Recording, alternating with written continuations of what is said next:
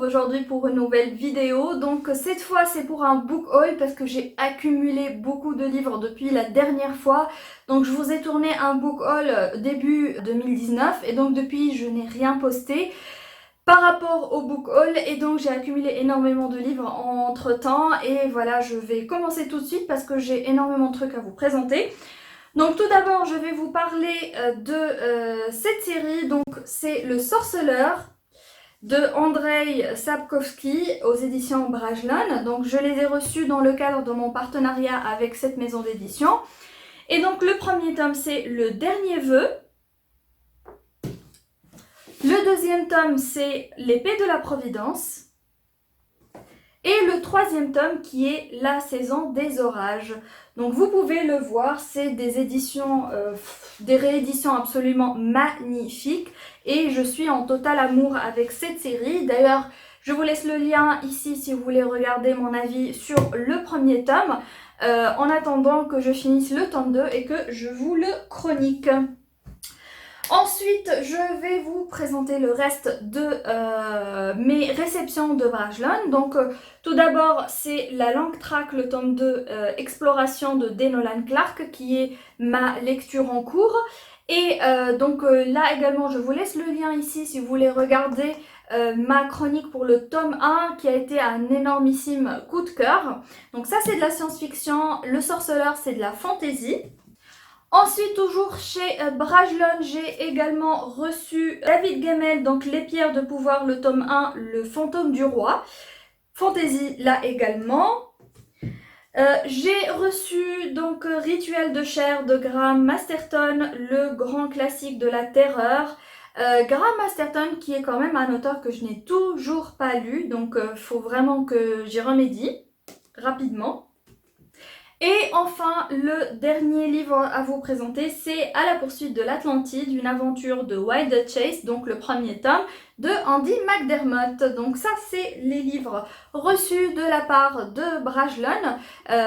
Oui, là aussi, je vais vous laisser le lien pour que vous puissiez regarder justement mon avis sur ce livre parce que je l'ai chroniqué et que ça a été là également un énorme coup de cœur. Donc je suis plutôt contente parce que le partenariat avec Brajlon est un partenariat qui m'importe beaucoup parce que je suis au plus profond de mon âme et de mon cœur, je suis une fan de SFFF et donc en maison d'édition française SFFF, franchement, c'est Brajlon quoi. Ensuite, pour continuer, je vous présente La fille de Kali de Céline Dangean que j'ai reçue en cadeau de la part de ma très chère Marie. Donc je te fais un petit coucou. Donc en plus elle me l'a fait dédicacer par l'auteur, donc c'était vraiment super gentil à elle. C'était une très très bonne surprise. En plus de donc Black Coffee de Sophie Loubière qui est là également. Voilà. Qui est également dédicacé par l'auteur. Donc c'est également l'auteur de L'Enfant au caillou que j'avais beaucoup aimé. Ensuite, 3 livres que j'ai achetés à la Fnac, ici en Tunisie. Donc Dans la forêt de Jean Haegland, qui est un post-apocalyptique si je ne me trompe pas. Mygale de Thierry Janquet. C'est un roman noir, si je ne me trompe pas, dont j'ai énormément entendu parler et qui a de très très bons retours. Et puis Canicule de Jane Harper, donc là également c'est un thriller. Et là c'est un truc qui se passe dans le outback australien, si je ne me trompe pas. Donc j'aime bien le lieu, donc qui m'inspire toujours dans les récits de thriller. Ensuite, de la part de Sonia, enfin plutôt, j'ai repris à Sonia cette série parce qu'elle elle avait plus de place et qu'elle a fait un vide-grenier dernièrement, donc je lui ai pris ça. Donc Doubt, c'est le manga, voilà, pour moi je pouvais pas passer à côté, donc les 4 premiers tomes. Ensuite, j'ai reçu également en service presse donc Manhattan Kao de Michael Mansion, et là également je vous laisse le lien pour découvrir ma chronique parce que ça a été un énorme coup de cœur là également. Donc Michael Mansion, pour moi, c'est une valeur sûre. Pour le moment, je n'ai été déçue par aucune de mes lectures de cet auteur et je ne peux que vous le conseiller parce que c'est une plume absolument magnifique et c'est un auteur qui est toujours là où on ne l'attend pas, avec plein de surprises, et c'est ce que j'adore avec lui. J'ai reçu également de la part des éditions du Caïman, donc le dernier livre de Geoff Brigandet qui s'appelle L'absolue verticalité de l'horizon. Donc Geoff Brigandet que j'avais beaucoup apprécié avec La balade électrique d'Emily Archer, qui est un thriller qui sort vraiment de l'ordinaire et que j'ai beaucoup aimé. Et j'ai reçu également 2 réceptions science-fiction de la part des éditions Gulfstream qui ont été vraiment très sympas de m'envoyer ces 2 livres que j'ai demandé parce que voilà, ça cadre avec mon challenge SF un jour, SF toujours. Donc je vous laisse le lien dans la barre d'infos pour le groupe sur Facebook si vous voulez vous joindre à nous pour participer au challenge tout au long de l'année. Donc tout d'abord, il y a le tome 1 de Ciel, donc l'hiver des machines de Joanne Elliott, dont le prémisse est super intéressant. Et il y a également donc Un jour, une étoile de Jean-Luc Marcastel, là également de la science-fiction et un prémisse vraiment très intéressant. J'ai reçu tout un colis de la part de Gigal Polar, donc franchement ils sont tellement généreux. Ils sont, franchement, c'est incroyable, à chaque fois ils m'envoient tellement de livres que je ne sais pas par où commencer. Donc je vais vous montrer ce que j'ai reçu de leur part. Donc voilà, déjà plusieurs titres. Donc je les remercie énormément, mais il y avait quelques sorties poches en double, donc j'ai gardé les grands formats pour moi et j'ai donné les formats poche à une amie booktubeuse, donc Sonia, qui était très intéressée et qui voulait les découvrir. Donc tout d'abord, il y a La prière du mort de Adelaine Mehdi. Il y a La nuit des bras cassés de Maurice Gouiran, que j'ai très envie de découvrir. Il y a également À l'ombre des patriarches de Pierre Poucheret. Voilà, je crois que c'est ça. Un autre livre qui m'intrigue énormément, que j'ai envie de découvrir, c'est Demande à la savane de Jean-Pierre Campagne, qui a l'air hyper intéressant. En plus, il est très court, donc il peut se dévorer très vite. Ensuite, il y a L'inspecteur Dalil à Paris de Soufiane Chakouche. Et une magnifique couverture qui me donne vraiment très envie de découvrir le livre, donc L'aigle des tourbières de Gérard Coquet. Regardez-moi cet aigle absolument majestueux. Et enfin, un autre livre de Maurice Gouiran, donc, qui s'appelle L'Irlandais. Et comme vous pouvez le voir, la pile continue de s'agrandir et ce n'est pas terminé parce que je vais vous présenter maintenant mes achats à la foire du livre à la foire internationale du livre de Tunis. Et cette année, j'ai décidé de me contrôler et de ne pas acheter autant de livres que je l'ai fait l'année dernière. Tout simplement parce qu'il me reste énormément de livres que je n'ai pas lus de l'année dernière. Et donc je me suis dit voilà, autant acheter seulement les livres qui m'intéressent, et voilà que j'avais vraiment prévu d'acheter. Seulement, il y a eu quelques imprévus. Bon, avec moi c'est pas très étonnant, mais aussi il y avait quelques surprises que je m'attendais pas à retrouver dans le salon, mais qui étaient vraiment voilà, des livres qui m'intéressaient quand même dans l'absolu, quoi. Et donc, ok, on va faire attention. Donc les 2 premiers livres que je vais vous présenter, c'est The Widow et The Child de Fiona Barton. Donc ça c'est La veuve et la coupure. Normalement c'est ça en...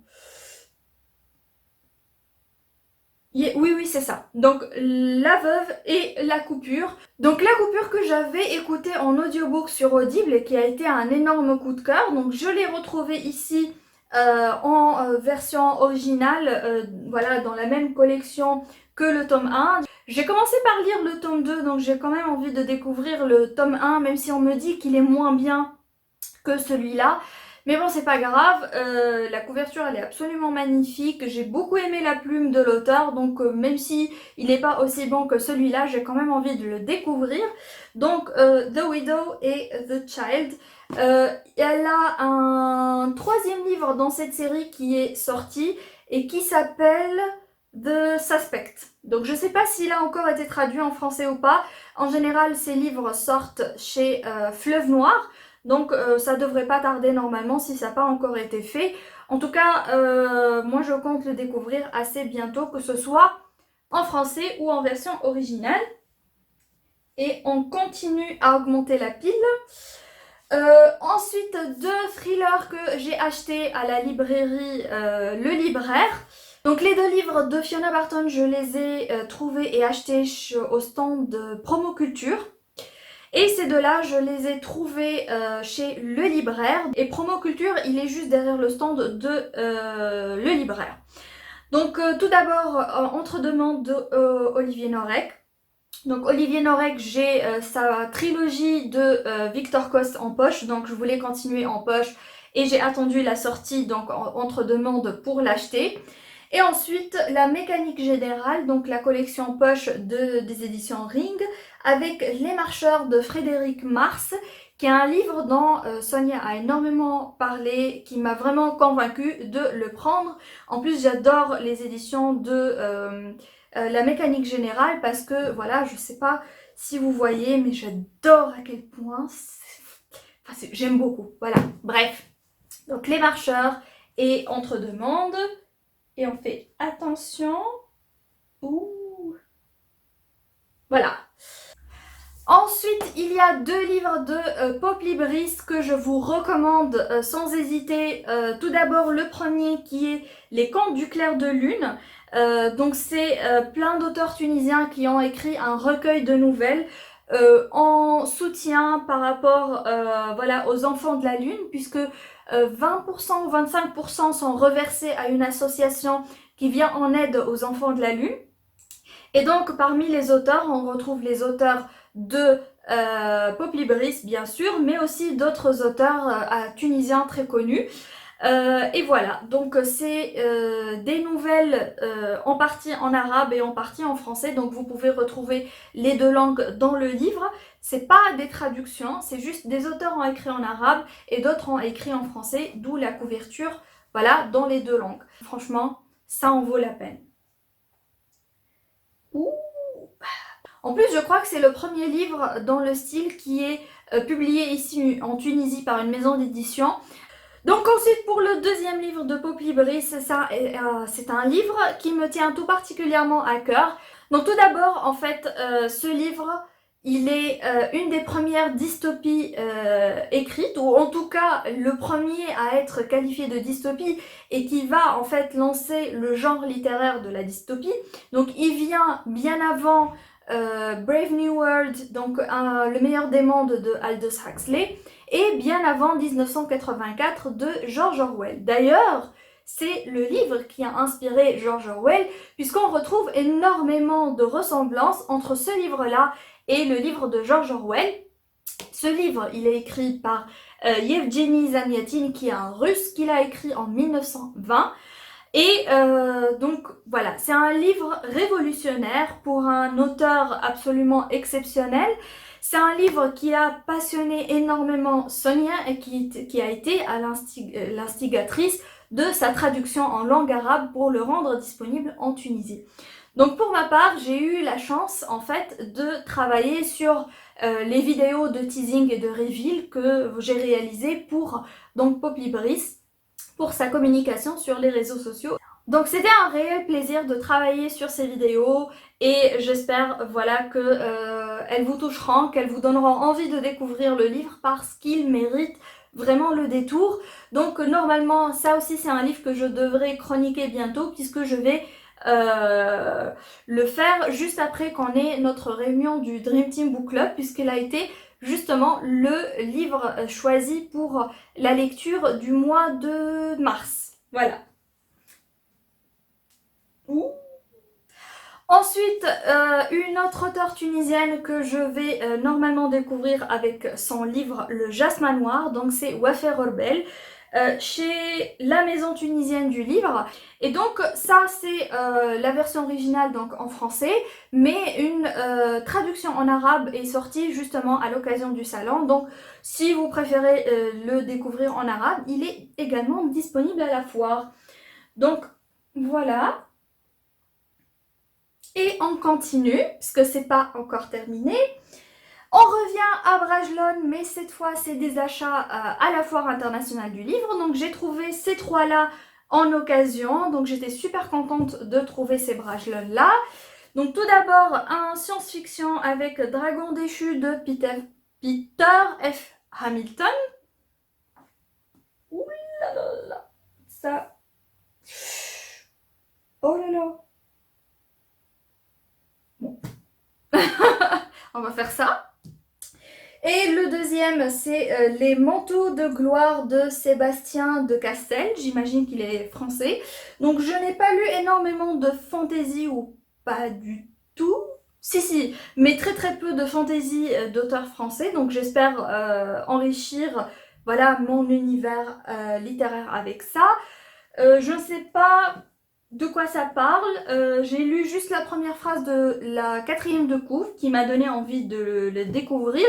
Et j'ai l'impression que c'est un standalone, donc un one-shot, pourquoi pas.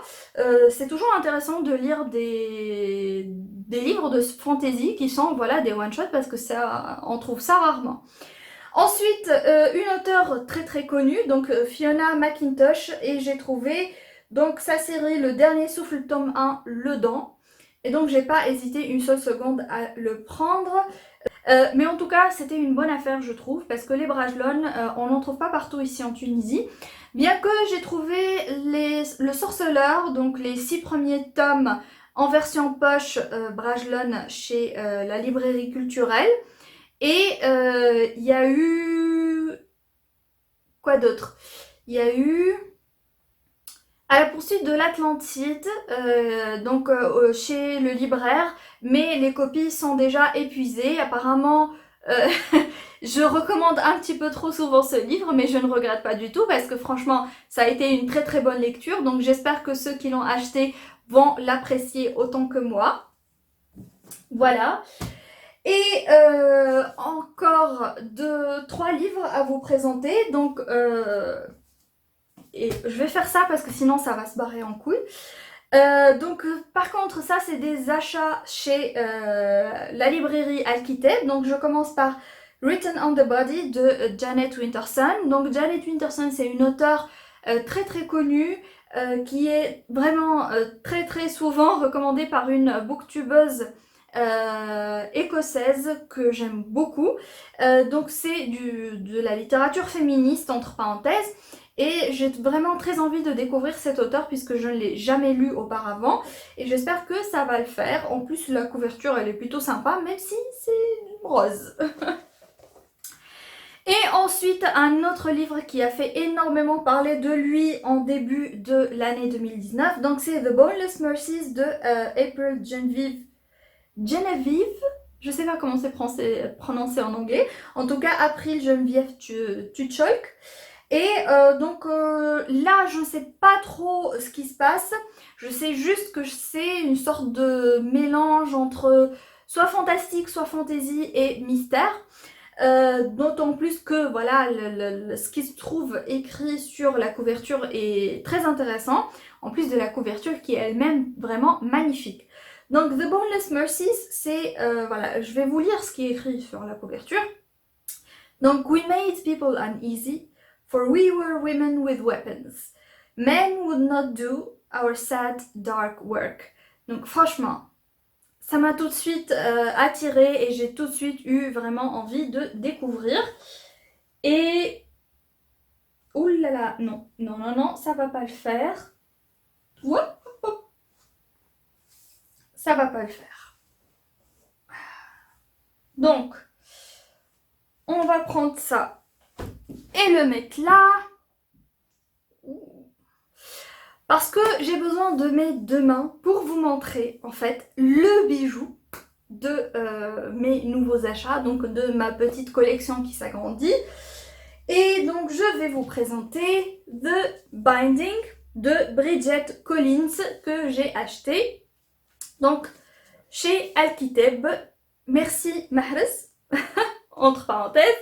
Donc voilà, c'est un livre absolument magnifique. Je ne sais pas si vous arrivez à voir la décoration, voilà, de la jaquette du livre, mais il est absolument magnifique. Les reflets dorés sont trop beaux. Mais le plus beau reste encore à découvrir. Regardez-moi l'intérieur, mais surtout, regardez-moi ça. Alors, même si je n'avais pas prévu de l'acheter, je ne regrette absolument pas mon achat parce que ce livre, c'est juste une œuvre d'art.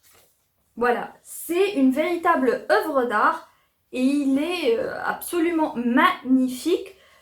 D'autant plus que l'histoire elle est super intéressante, donc je ne regrette pas du tout mon achat parce que j'avais déjà voilà, repéré ce livre à un moment donné, mais je ne m'attendais pas du tout à le retrouver au salon.